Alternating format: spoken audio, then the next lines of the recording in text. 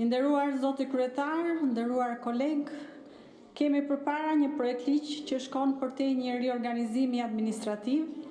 Ai përfaqëson një hap të rëndësishëm në drejtim të modernizimit të sistemit tonë arsimor dhe të përmirësimit të shërbimeve ndaj qytetarëve. Qendra e shërbimeve arsimore është një institucion kyç që prek drejt për drejt jetën e qytetarëve çdo vit. Vetëm për të pasur një ide të qartë të peshës së saj, kjo qendër ofron rreth 158.000 shërbime në vit nga provimet e maturës shtetërore, të njëja dhe njësimi i diplomave, nga licencimet profesionale tek testimet kombëtare dhe ndërkombëtare.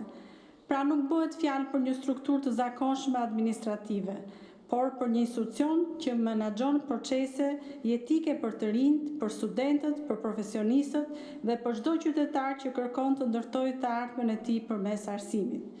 Por përballë këtij realiteti, është paqe e rëndësishme të pranojmë se qendra e shërbimeve arsimore përballet sot me kufizime të dukshme në kapacitetet teknologjike, në infrastrukturë dhe në burimet njerëzore.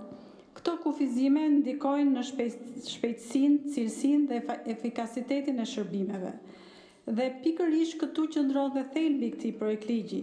Krijimi i Agjencisë Kombëtare të Shërbimeve Arsimore synon të japë një përgjigje të qartë dhe të qëndrueshme ndaj këtyre sfidave. Synon të ndërtojë një institucion më të fortë, më të organizuar, më fleksibël dhe mbi të gjitha më të orientuar drejt qytetarit.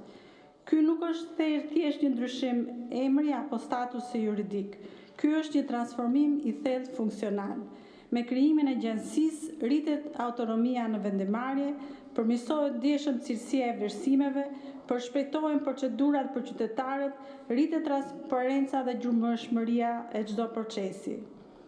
Nderuar koleg, një element shumë i rëndësishëm në këtij projektligji është mbështetja në ekspertizën ndërkombëtare. Cambridge Assessment International Education, një nga institucionet më prestigjioze në botë në fushën e vlerësimit arsimor, ka analizuar situatën dhe ka rekomanduar qartësisht këtë transformim. Gjetjet e tyre janë shumë domethënëse. Nevojë për standarde më të larta dhe më të besueshme testimi, përdorim më i avancuar i analizës së të dhënave, përmirësimi i cilësisë së testeve, me fokus në mendimin kritik dhe mbi gjitha kalimi drejt një sistemi modern dhe digjital të vlerësimit. Këto janë standarde që kërkohen sot nga çdo sistem arsimor që synon të jetë konkurrues dhe i besueshëm. Nga ana tjetër, përmes bashkëpunimit me Fondin Shqiptar Amerikan për Zhvillim, ky transformim nuk do të mbetet vetëm në letër. Ai mbështetet me investime konkrete në infrastrukturë moderne, teknologji bashkëkohore, sisteme softwarike dhe ambiente testimi sipas standardeve ndërkombëtare. Kjo do të thotë kushte pune më të mira për stafin, por mbi të gjitha shërbime më cilësore për qytetarët. Nderuar koleg, një shqetësim i natyrshëm në raste të tilla është balanca midis autonomisë dhe kontrollit publik. Ky projektligj adreson qartë këtë çështje. Agjencia do të funksionojë si institucion autonom për në mbikëqyrjen e Ministrisë së Arsimit. Do të ketë mekanizma të detyrueshëm raportimi, kontrolli ligjor dhe financiar, si dhe drejtim përmes një bordi ku vendimarrjet kryesore kalojnë edhe në filtrin e Këshillit të Ministrave. Pra kemi një model që kombinon efikasitetin me përgjegjshmërinë. Ky projektligj ka edhe një rëndësi të veçantë strategjike. Ai përmbush të gjitha kërkesat e kapitullit 26 të Bashkimit Evropian, duke bërë arsimin një nga fushat ku Shqipëria mund shënojë progres konkret në procesin e integrimit.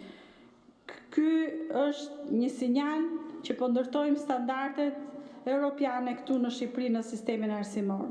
Në fund të ditës, kjo reformë nuk është thjesht dhe vetëm një reformë institucionale, por është një reformë për qytetarët.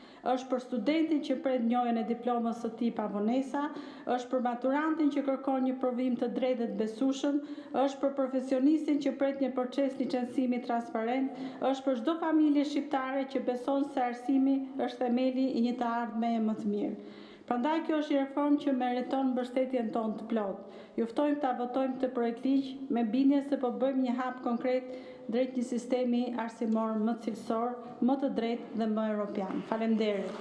Faleminderit. Zoti Imçi, keni diçka për procedurë? Ju lutem.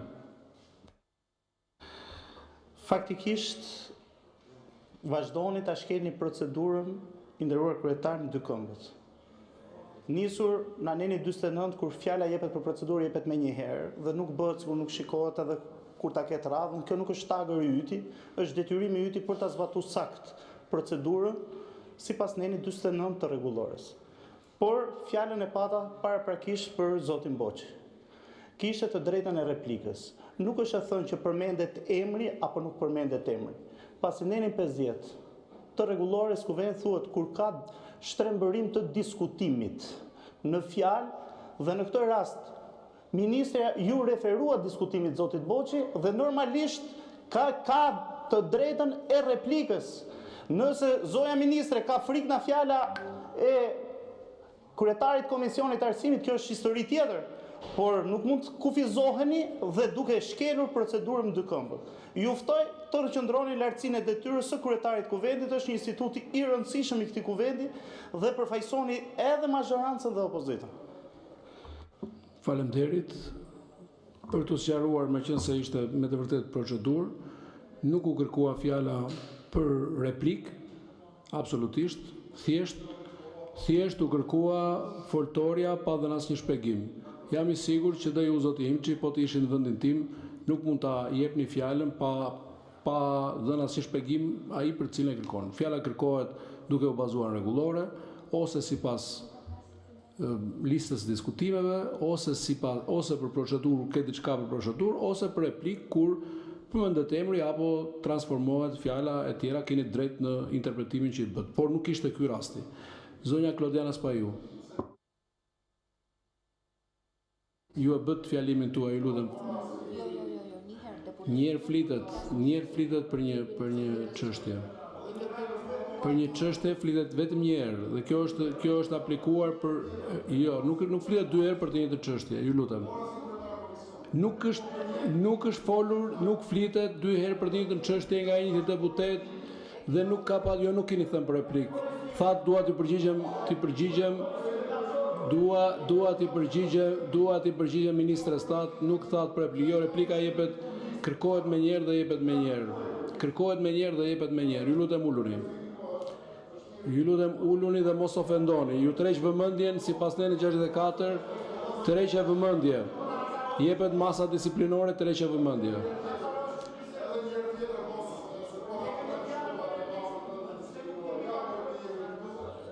E morët emrin sipas listës. E morët emrin. E morët fjalën dhe folët 10 minuta.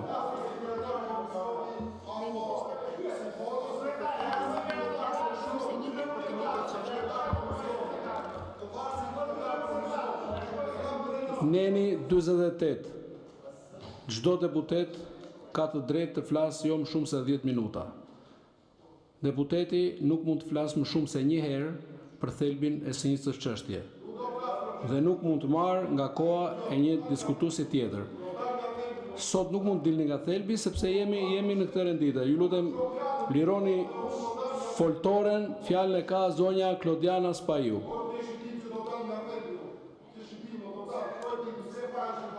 Jo, nuk paragjykoj. Për këtë pikë të rendit ditës, fjala jepet një herë, sipas rregullores, neni 48. Ju e morët fjalën for 10 minuta, ju lutem.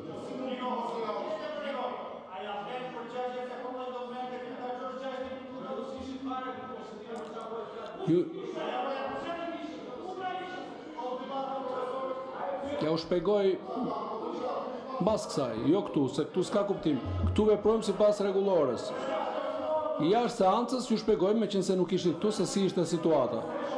Dhe jam i sigurt që secili prej jush, po të ishte këtu, nuk do ta jepte fjalën pa asnjë shpjegim, edhe pa asnjë referencë rregullore. Lironi foltoren. Lironi foltoren. Po, njerë flitet, ose si kryetar komisioni, ose si diskutant. Neni 48 e rregullores. Urdhëroni, zoti Baçi. Dhe kjo ka qenë gjithmonë, nuk është se po aplikohet vetëm në këtë rast. Neni 48 e rregullores. Zoti Klliçi, ju duhet kontriboni për ta zgjidhur situatën si drejtues i grupit, jo për ta acaruar. Sepse po të ishit këtu do shikoni që kam vepruar tërësisht konform rregullores. Jo, fjala nuk mund të merret forcërisht, në asnjë mënyrë. sepse ai precedent shkatron seancën parlamentare. Fjala për zonën Klodena Spaiu. Urdhro? Ju lutem uluni. Fjala nuk transferohet si relator. Relatori ishin dy, zonja Ana Nako, zoti zoti Luan Baçi, më falni. Ju nuk pranuat si relator dhe e mori fjalën relatoria zonja Ana Nako. Po pra dy jeni. Kush është? Jo ishit ju. Relatorin ju lutem tani. Ju lutem. Fjala jepet njerë. Fjala jepet njerë. Jo mos e krijohet precedent dhe pastaj mund të spekulojnë dhe të tjerët. Lironi foltoren. Lironi foltoren. Po shkelni rregulloren.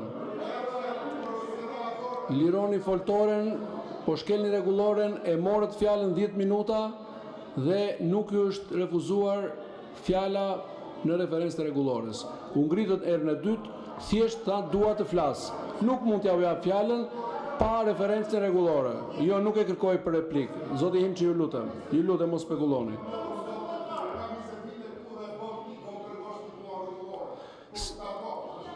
Ju lutem uluni. Sketur?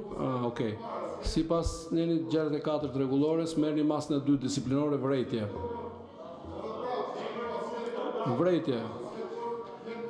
Po e përsërisni. Sipas rregullores, nëse vazhdoni ta shkelni, merret masa e tretë. Ju hiqet dhe drejta e fjalës për ditën e sotme. Ju hiqet dhe drejta e fjalës.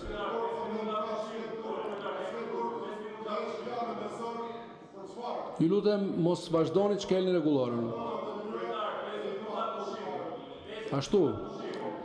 Atëherë zoti Luciano Boçi në referencë të rregullores përjashtoheni nga seanca, ju lutem lironi sallën. 5 minuta pushim derisa zoti Luciano Boçi të liroj sallën.